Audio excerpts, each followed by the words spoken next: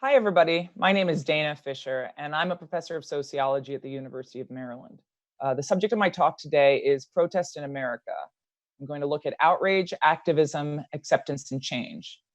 And the focus of the work today, or the presentation today, is to provide an historical context to understanding the current wave of activism and protest we see in America. Although I'm going to provide broader context historically, I'm going to focus specifically on my research that has focused on protests in America for the past 4 years, studying what I call the American resistance, and then more recently, the recent protests against the killing of George Floyd. Before we get started, though, let me give you a little bit of background on me. The main focus of my work is studying democracy, activism, protest, and policymaking. And I've done it throughout my career in a variety of ways. Three of my books, all of my books are listed here at the top of the screen, but three of my books have specifically explored activism and civic engagement, which are some of the basic components of democracy as we experience it here in America. The most recent book, which is on the right-hand side of your screen, is called American Resistance. And that book specifically starts in the streets at the protests that we've seen over and over again in the past 4 years. But the work starts at the Women's March in 2017, which, for those of you who don't remember, it took place on the day after the inauguration of Donald Trump. I think a lot about this resistance in my work, and I consider it specifically to be a counter movement to the Trump administration and its policies. And I'll talk more about that as we go along. Just to give you a little more information about me, as I said, my work has been focusing on democracy, activism, protest, and policymaking. And I would say at this point, the purple component here on this little pie chart of my work has been kind of the main theme, but I do also look specifically at climate and policymaking more generally. And here you also see an image of my research team recently at the protests that took place in Washington, D.C. after George Floyd was killed. As I'll tell you in a few slides, much of my research is focused on surveying people who are protesting in large-scale crowds. And this is actually an image from the New York Times a couple of weeks ago when my research team and I were out surveying protesters in Washington, D.C. This is an image at the Martin Luther King Memorial in Washington, D.C. But today, as I mentioned, I'm going to discuss protests taking place in America right now. And I'm going to put them in the context of American history, thinking specifically about this tactic and what it means for democracy and politics in the United States today. So let's start with a brief history of protests in America. The United States was founded as a protest to British rule. And that protest, which started around the Boston Tea Party in the 1770s, became the American Revolution. In a lot of ways, our country were specifically established so that there were opportunities for free speech, self-expression, and in many different ways. And protest was a specific part of citizens' rights from the start. Now, it's worth noting here that protest was specifically seen as something that people could do when it didn't get too violent. And we can talk a little bit about violence later on. But here are some images of some of the most notable protests that have taken place in American history. There are many I could have put on this slide, but these are some of my favorites.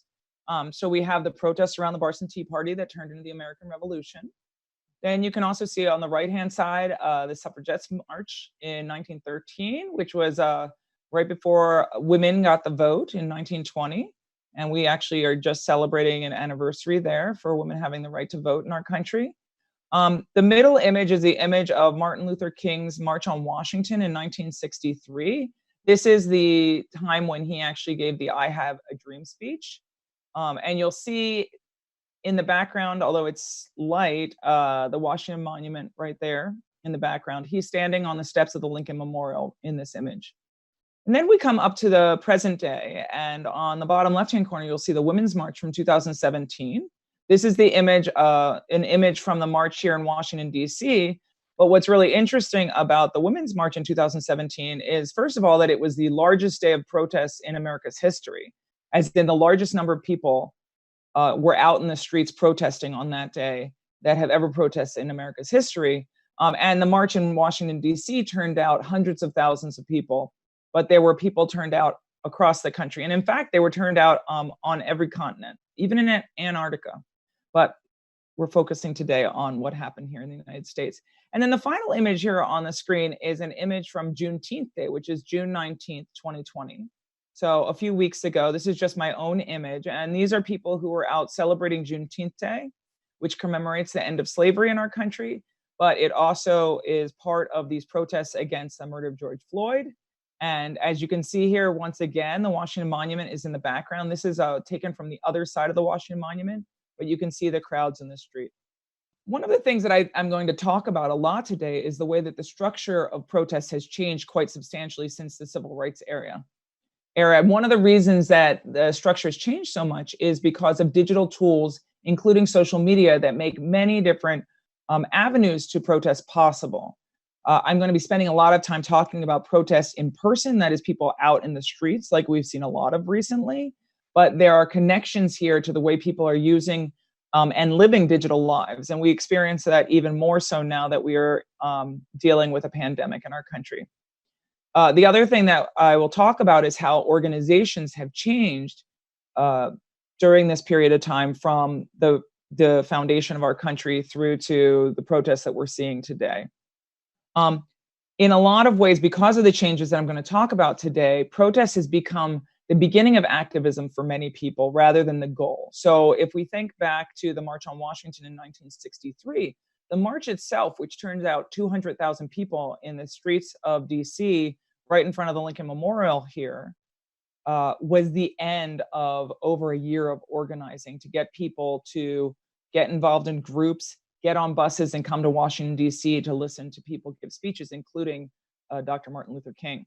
But nowadays, we see protests changing quite substantially. And as a result, many people report that their first experience with protests and activism is specifically participating in some sort of a protest. And it may not be a large protest like the Women's March or the March for Our Lives or some of the other big protests we've seen more recently. It could be a small local protest, many of which have been taking place continuously since George Floyd was murdered in the end of May.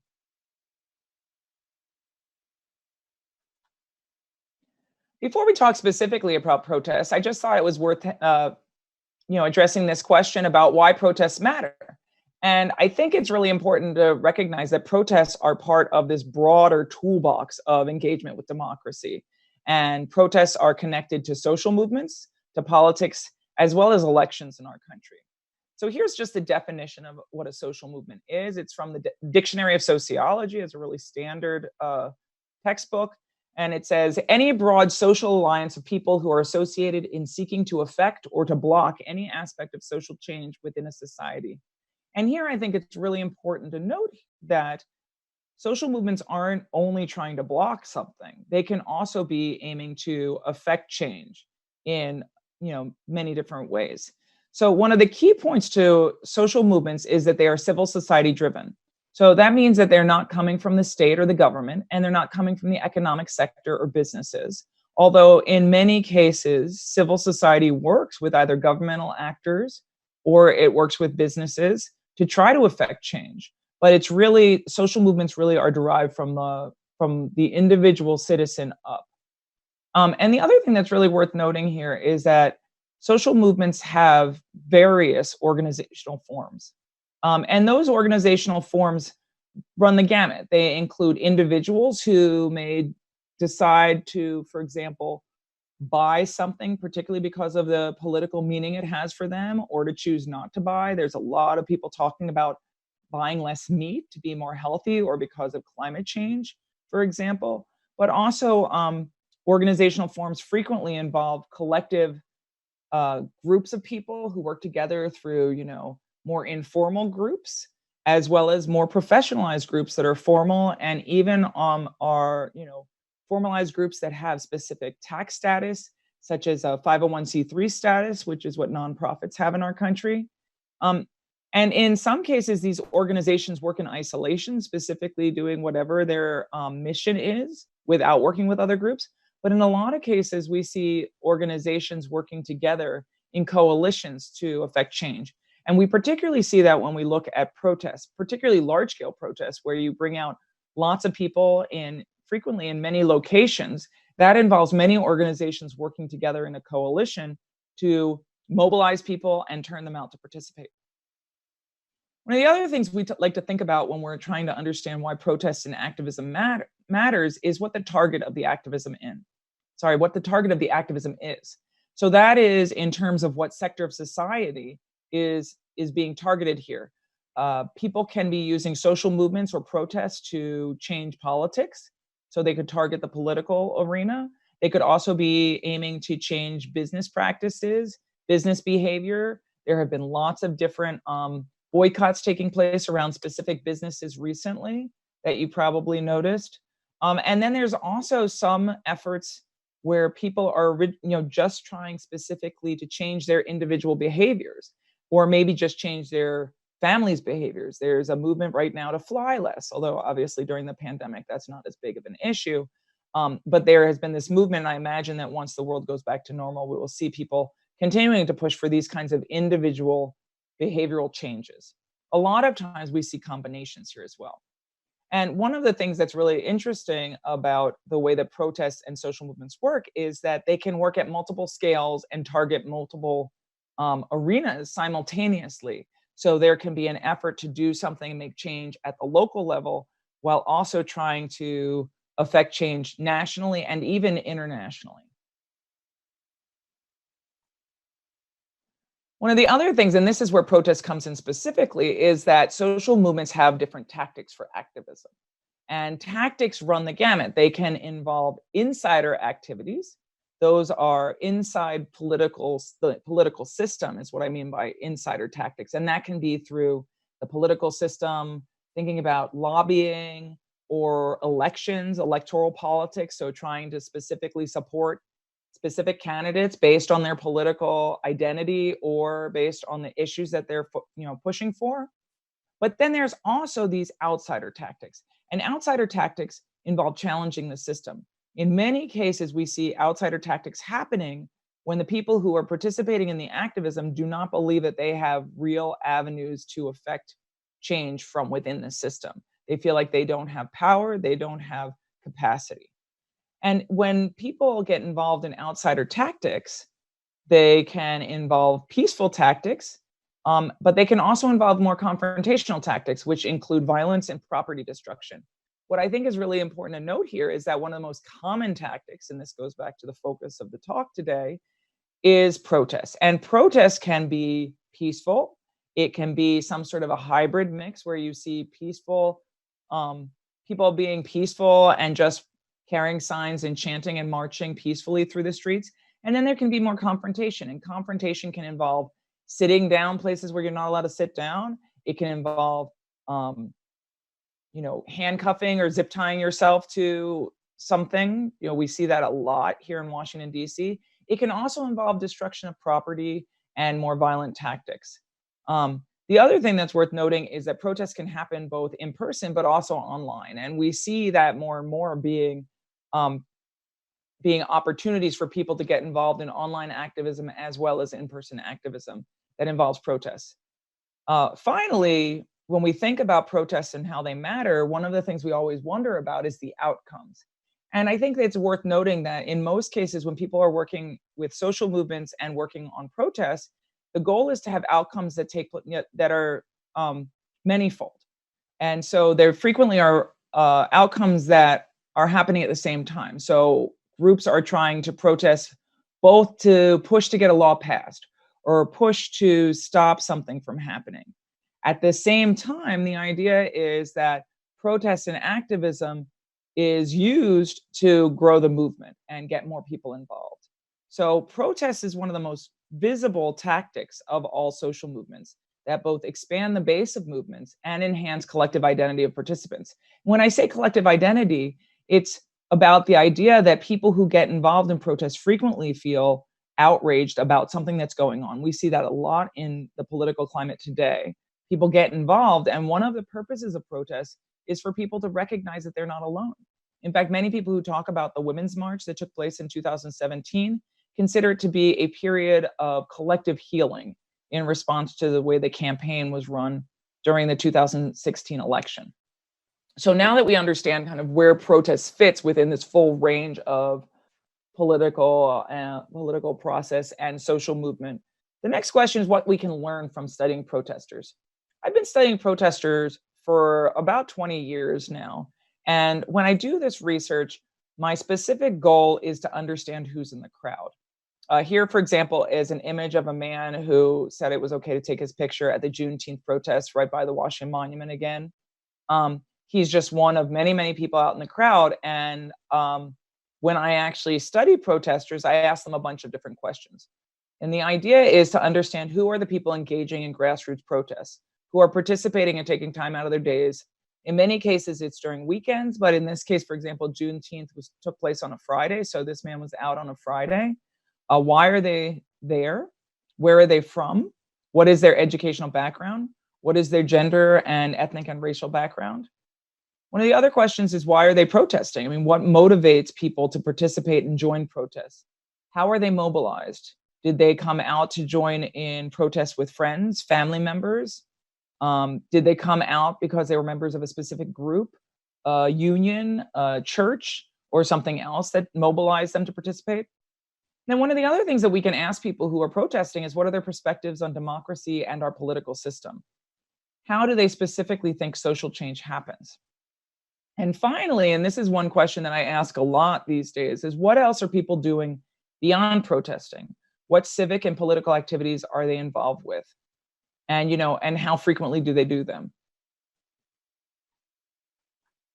So when I go out to study protesters, I do it using a very standard format. And it's actually one that I developed right at the end of the 1990s, and I've been using since 2000 when I go out into crowds. And this is actually a methodology that I don't use that I use, but then also a whole bunch of other people who study protests in America and around the world actually use at this point. So what we do is we try to collect a field approximation of what we call a random sample. Here's an image again of the Women's March in 2017. Notice all the pink hats. You can see that it's a very big crowd of people. So when I go out to collect data from protesters, I go out with a research team. That is a group of frequently graduate students, sometimes colleagues. And the idea is that we are distributed throughout whatever the crowd area is. In this case, you can see this area on the National Mall going all the way down to the Capitol here. So when we went out to the Women's March in 2017, I had groups of two that were distributed throughout this whole crowd. And when people, groups of two would go into the crowd, the idea was to snake through the crowd in a specific designated area to collect surveys from every fifth adult participant. And the method allows us to select respondents randomly and work more quickly and evenly through a massive crowd. So if you see here in this image, there are red X's on every fifth person. So the idea is that we would go to every fifth person, ask them to participate in the survey. Hopefully they say yes, they take the survey, and then we go to the next fifth person. If they don't say yes, we go to the next fifth person anyway. And that's how we understand our response rate. So basically, we collect samples from throughout the crowd using the same randomized selection so that we have randomized portions of the overall protesting population. And that gives us the ability to generalize about who's out in the crowd and answer all those questions that I just mentioned before in the previous slide. So this image again is just from the Women's March in 2017, but the same methodology is usable in any large-scale protest or even a smaller protest. So one of the first things I wanted to talk about today is the American resistance.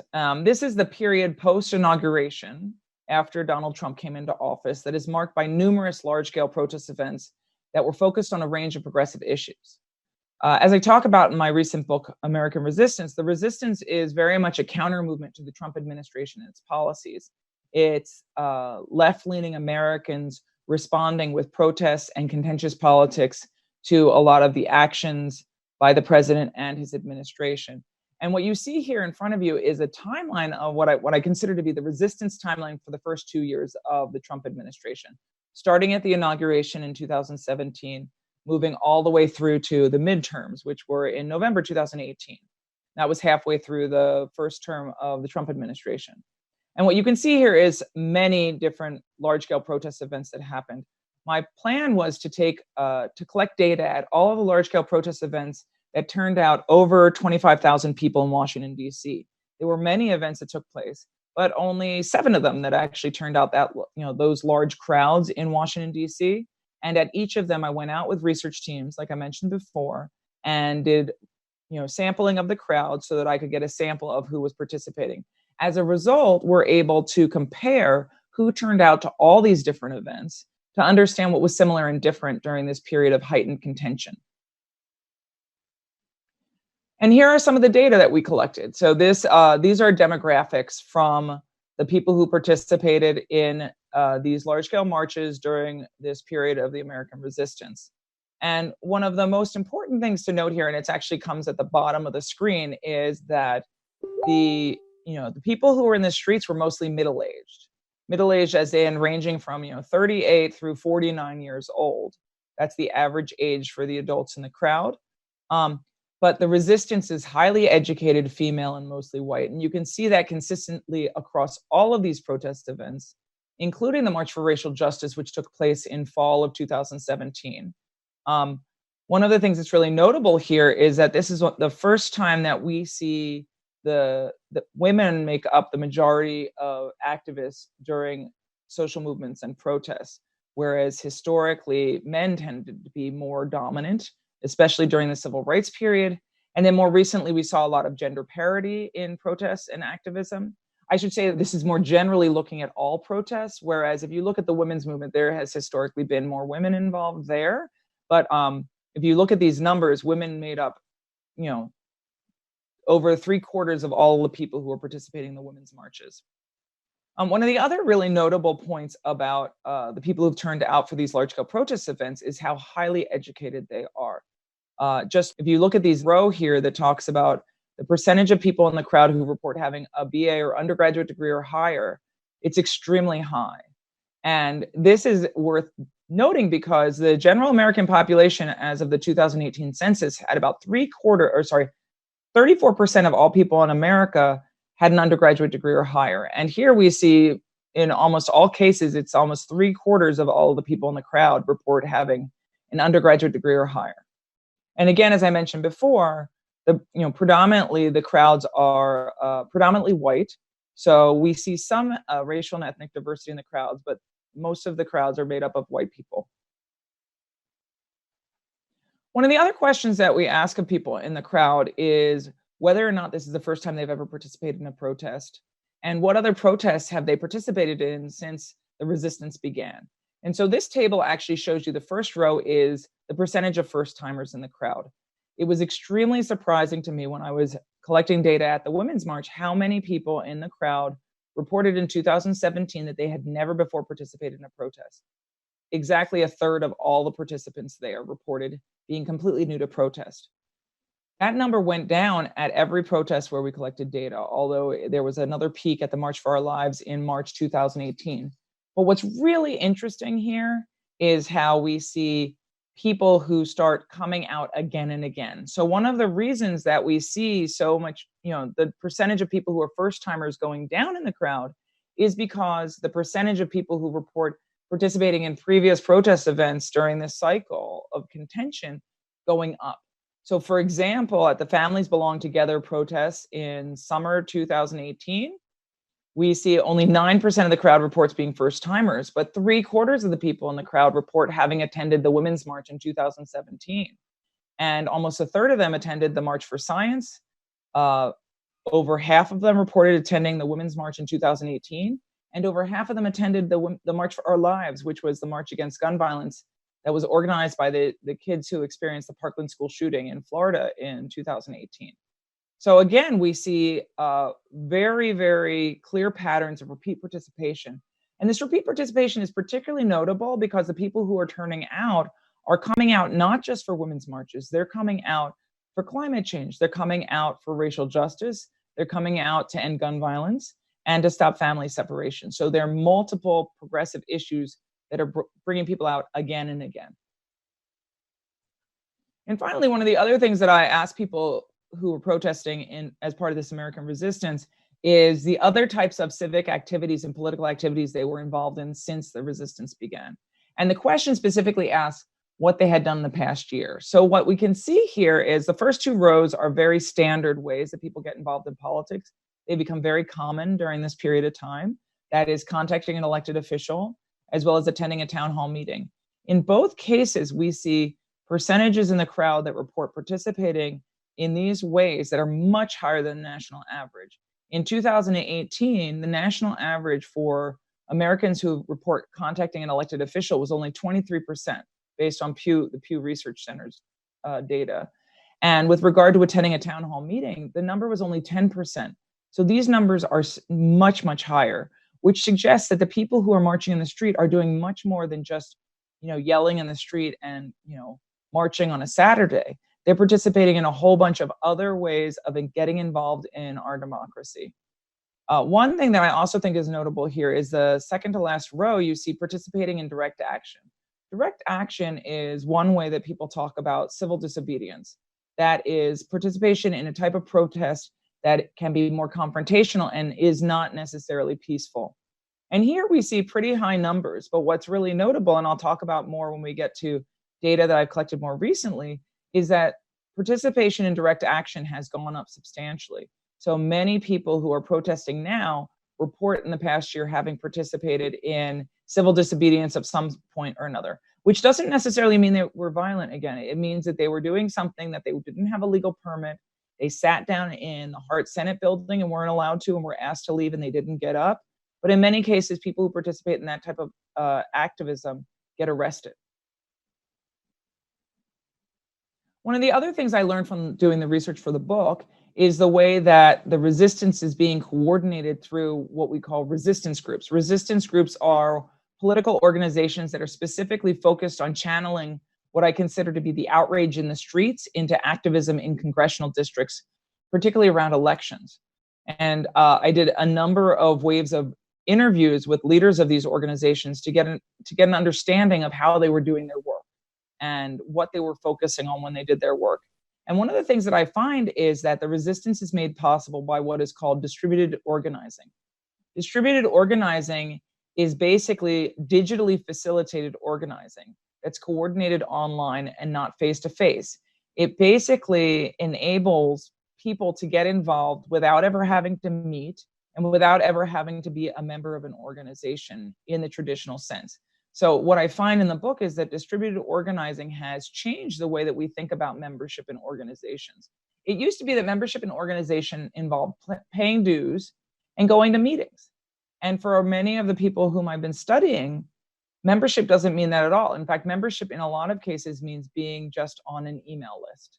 The problem is that that also changes the way that individuals who are involved in organizations consider their connection to the organization itself. The other thing that distributed organizing makes possible is a move away from the federated structure that was a hallmark of Civic America. The federated structure is the structure that we see the way our government is formed, that is, starts at the national level and then goes through state level to the local level. So we have this kind of hierarchy of politics in our country. And Civic America used to be structured in the same way. So organizations were structured in a similar way. But what we see now is that a lot of groups that are involved in the resistance and protest do not have this structure where they have a national group that connects to a state level group that connects to local chapters. Instead, we see these networks that involve more central nodes and less central nodes that are not geographically bounded. And one of the things about the lack of geographical situation of this type of activism is that it means that people can get involved wherever they want to. So I live in Maryland, right outside the District of Columbia, but if I want to, using distributed organizing, I can work on campaigns in Michigan, in Colorado, or in California if I want, because I can use digital tools to get the job done. One of the things that people told me when I asked them what distributed organizing meant for them is they said that meant that anybody who wants to, at the end of the day, can go on their phone and do their activism sitting in their pajamas on their sofa with a glass of Chardonnay after the kids go to bed. And that is basically the kind of activism that was made possible most recently in the resistance, but it's something that I expect will be growing as the pandemic continues this fall through the election. Finally, I find that the organizational landscape is densely populated with groups with overlapping missions and constituencies. And the changes in membership means that people who participate in protests and other forms of activism don't consider themselves to be the same kind of members as they once did. And I mentioned that already, but it also means that organizations all tend to represent similar populations. So there's a lot of overlap in who is a member and how they're involved. So some of the conclusions for the American resistance. I end the book by talking about what we see through the midterm elections in 2018. And what is very clear is that the inauguration of Donald Trump and his presidency has been a shot in the arm to democracy in America. Being able to unite against a common enemy turned out participants again and again across the progressive spectrum and even beyond it. In many ways, the resistance is fueled by outrage. The resistance provides clear evidence of the connection between social movements and electoral politics, which really hasn't been well documented and understood before in the social sciences. But what we can see is how the people who got involved and marched, then marched back into their communities and got involved in the midterm elections. And distributed organizing makes it possible for large-scale protests to be the beginning of the movement. It's not just the end. And the American resistance tracks how these people went from the streets into the districts where they did so much more than just vote. And finally, since the midterm elections, we've seen organizational landscapes expanding.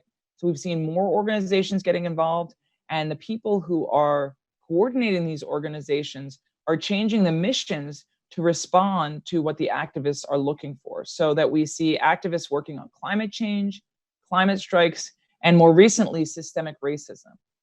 So the resistance has raised a lot of questions about the durability of coalitions of organizations in terms of protests, protest participants, their motivations, but also the coalitions that organize the protests and shift from march to march. And one of the big questions that I have coming out of the work I did through 2018 is if we can see it persist to 2020. So that brings us to 2020 and what we're seeing today. Here is a more recent timeline of what I call resistance since the 2018 midterms. And one of the things that's really interesting here is that we do not see a decrease in the number of protests. Now, what is true is we don't see as many large-scale protest events where we see hundreds of thousands of people in the streets in one location. What we see is multiple simultaneous actions taking place across the United States. And we see it happening many, many times, starting with the Indivisible Legislative Day of Action, which happened in January 2019, and we see it all the way through to the protests that began after George Floyd was murdered in May and persist to this moment while I'm speaking to you. So we're living through an unprecedented moment of protests in America. And most recently, the movement for Black Lives has become what some people have called the largest sustained mobilization in the United States in our lifetimes. And that is because we are seeing not just protests happening in a small number of cities or even the largest cities in our country, but we're seeing it happening in local communities as well as in large cities simultaneously. And the protests are taking place and continuing. The people who have done some of the best research on this through the Crowd Counting Consortium have counted over 5,000 individual anti-racism, anti-police brutality protests since the end of May, and they're still counting. In fact, this number is probably already old when I'm speaking to you because I just looked up this number recently. And there are many more protests called that will be taking place between now and the November election here in 2020. First and foremost, we'll see a national strike that was called for next Monday on the 20th of July. And I expect we'll see protests taking place across the country again. They're already scheduled, and it'll be interesting to see how many people turn out for that. That'll be a weekday protest. And then there's also a March on Washington in August, which is planning on bringing people out in more of a traditional March on Washington type of a format where you see people coming in on buses to Washington, D.C. And that will be taking place over a weekend, I believe on the 28th of August. So I actually have been out in the streets surveying, collecting data at the George Floyd protests, following the same methodology I did for the data that I presented already and the same methodology that I use in all my work. So I thought I would give you a little, exposure to some of the findings that we have. And we can think a little bit about how what's happening now is similar and different from what was happening before. So here are some motivations before and after George Floyd was murdered. And I call these the post-Floyd protests because some people call them the protests for racial justice. Some call them Black Lives Matter protests. Some say they're specifically focusing on structural racism. But this is really more of a timeline. And the data that I present here are actually aggregated from multiple times in the streets where I've gone out with research teams and collected data. The other thing that's worth noting is we actually were able to put out research teams in a number of big cities. So we weren't able to collect data in the small towns, even though protests are taking place there. But we do have data collected from Washington, D.C., New York City, and Los Angeles. So as I mentioned before, when I go out into the streets, I ask people what motivated them to participate in the protests. And here, the first 3 rows present the motivations that drove people's participation in the different protests that are listed along the column. So we have the Women's March 2017, we have the March for Racial Justice in fall 2017, the March for Our Lives, which was against gun violence in spring 2018, and then we have the protests that started after George Floyd was murdered and have persisted. And what you see here is there are very big differences in motivations. There's similarity between those people who participated in the March for Racial Justice in terms of their motivations and the post-Floyd protests. But at the same time, we still see people more focused on police brutality and Black Lives Matter since George Floyd was murdered rather than before that. But we also see some very significant differences between protests that were not around racial justice and the post-Floyd protests. One of the other things we do when we ask questions is, in the crowd, is we ask questions, as I mentioned before, about people's understanding of specific tactics. So here we ask a question that is, we ask people, to what degree do they agree that political violence is at least somewhat justified to make social change in America? And here you can see patterns before the George Floyd protest broke out, and then more recently. And what you basically see is that the people who are participating in the protests since the murder, since the end of May 2020, are much more comfortable feeling like some level of political violence is justified to affect social change in our country. And these are really big differences in percentages. One of the other questions we ask is how satisfied people are with democracy in America. And the different responses can go from dissatisfied through, fairly satisfied all the way to very satisfied. And here we see other stark differences. So in contrast to the people who responded to the surveys at the protests that took place during the first 2 years of the Trump administration during the resistance, where there's consistency that, about a third of the people say they're somewhat satisfied or at least fairly satisfied with American democracy. Since the George Floyd protests broke out, only 8% of the people in the crowd say they're satisfied with our democracy. And that is a really interesting comparison when we think about the fact that these people also are saying political violence is at least somewhat justified. The other thing that's really notable here is how the demographics before and after George Floyd's murder have changed substantially. And here you see the same protests are listed along the columns, but here we have race and ethnicity. And in contrast to the protests that took place prior to the 2018 election, where we saw that whites made up the majority of the protesting population, since George Floyd was murdered, whites still make up the majority of the people in the crowd, but their numbers have gone down quite substantially, so that now we see much higher percentage of Blacks in the crowd who are protesting, which makes a lot of sense. But at the same time, when we compare the people who are participating in the post-George Floyd protests to those who participated in the March for Racial Justice in fall 2017, the differences are quite interesting. And these differences in racial composition are particularly notable because it suggests that that there's much more of a diverse, racially and ethnically diverse population coming out and participating in the more recent protests, which make a lot of sense given the focus of protests, but also are in stark difference to what we saw during the March for Racial Justice in 2017.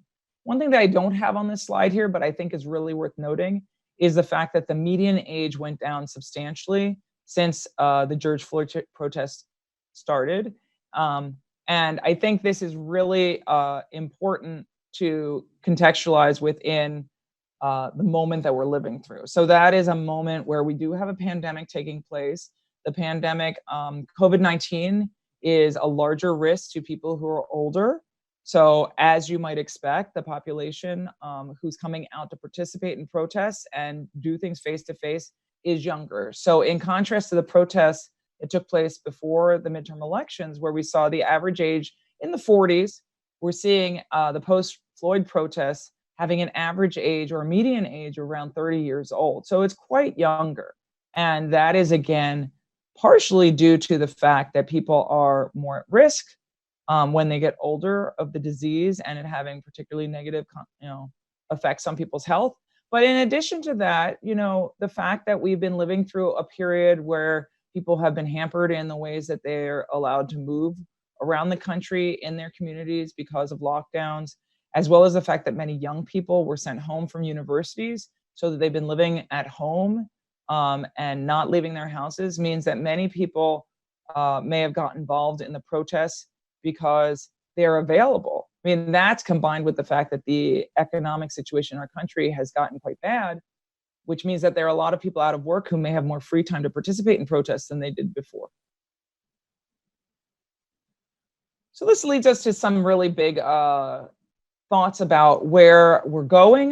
This slide just tells you a little bit about what I've found so far and what I expect as we march forward. And when I think about marching forward here, I think about protests in the streets, but also activism that is going to take place between now and the November election, which is coming up in like 112 days, I believe, from today. So protest continues to be a very common and popular tactic on the left. And there's no question that protests will continue on the left, especially while people on the left who tend to be more associated with Democrats or progressives in this country find that they have limited political power to be involved in insider politics at the federal level. That's one of the reasons that we're seeing more confrontation in the streets, is because research tells us that people will choose tactics that give them the opportunity to affect change and reach the outcomes that they've laid out for themselves. And the problem is that right now, it's very clear that people who are particularly progressive do not have a lot of avenues to affect change using insider tactics. And when we see less opportunity for that, we see more confrontation in the streets. The other thing that we've seen is that people mobilizing through protest have, as I mentioned before, gotten involved in elections. And I expect that the people who are getting involved in protests in our country will be then mobilized to participate and work with organizations leading up to the 2020 elections in November. At the same time, it's unclear the degree to which there is the same kind of organizational infrastructure that I noted during the period of the American resistance, during this period of time from 2017 through the midterm elections in 2018.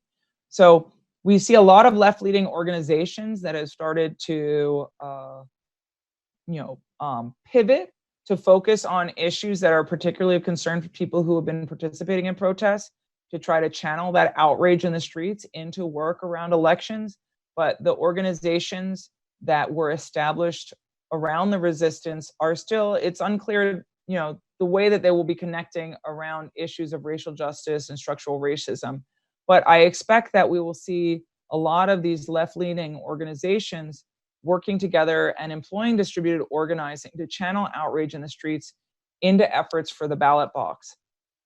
Because there's no question that we will see more protests coming. There are already, as I mentioned before, 2 big protests planned, and many more will probably be happening between now and the election in November.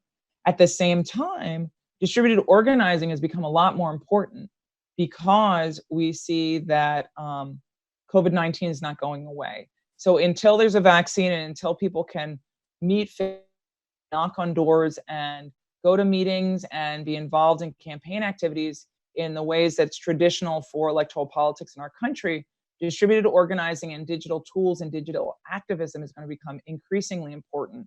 This will be the first time that we've ever had an election in our country that specifically is taking place while people are trying to stay away from one another. And the fact that we have digital tools available to us means that people can be involved and connected more than they otherwise could, but it's still not the same. So many organizations are going to probably expand the way that they're doing distributed organizing during this time given the limitations on face-to-face meeting, and more that we probably will expect to see in the coming months. And finally, there's this big question about what will happen if Donald Trump is reelected. Will protests continue? I think that most of my research provides a lot of evidence that protests will continue. Um, and I expect that they will not just continue in big cities, they will continue in all of these small towns and villages around the country, as well as in cities. Will they radicalize? Will we see more tactics that are more confrontational in the streets? I think that that's very likely, because many of the people who are protesting are talking today about November. In fact, at every protest where I have participated in the past few months, I have seen people out registering voters and trying to get people excited to vote in the 2020 elections, but also get involved in campaigns in their communities, with people specifically talking about specific swing states where they're trying to get people involved in the politics there. But if the election happens and many people who are very engaged in politics already do not find that the election goes the way they want it to, and they do not find that they have insider channels to affect social change in America because they've elected people who they believe will listen to them and care about the issues that are most important to them, it is very possible and very likely that we will see many people in the streets using more outsider tactics. And those outsider tactics start with protest that's peaceful and run all the way up to much more confrontational destruction of property and violence. We've already seen some of that during the past few months, but I think that we will see a lot more of it if the people who are very involved, very engaged in protest, don't see opportunities for themselves to speak to power in more institutional ways. So finally, I have a slide here that just provides some of the recent work that I have published specifically around protest. It includes work in popular outlets such as Business Insider and Time Magazine, but also more academic work. Most of these have PDFs available. If anybody's looking for them, I'm happy to provide PDFs. But you also may be interested in my books. American Resistance has a blog where I post some of the biggest findings and link to research that I have coming out as it comes out. So you can go to that website.